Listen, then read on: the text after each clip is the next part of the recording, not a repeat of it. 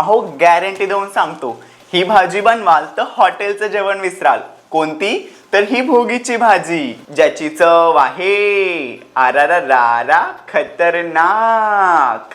तर मंडळी काय करायचं, भाज्यांमध्ये वाटाणं, पावटा, पापडी, हरभरा, काळा घेवडा, तूर, फ्लावर, फरसबी, कांद्याची पात, राजमा, शेवग्याची शेंग, वांग, थोडक्यात ना बाजारात उचलून आणायचंय मंडळी. आता मस्त मोठ्या मातीच्या कढईमध्ये तेल, जिरं, कढीपत्ता, मग घालायचं टमाट आणि थोडंसं मीठ, चांगलं शिजून घ्यायचं. मग घालायचं महाराष्ट्रीयन घरगुती चटणी, हळद, शेंगदाण्याचं कूट, हिरवं वाटण मिक्स करून तेल चुटचुटलं ना मग घालायचं भाज्या, चवीपुरतं मीठ, हे छान मिक्स करून ना तेलामध्ये परतवून घ्यायच्यात भाज्या. आता गरम पाणी घालायचं, मस्त गरगरीत भाज्या शिजवून घ्यायच्या आणि मग काय मंडळी, तयार आहे की तुमची गरमागरम अशी भोगीची भाजी. आता गरमागरम ना बाजरीची भाकरी टाकतो, तुम्ही खायला बसा.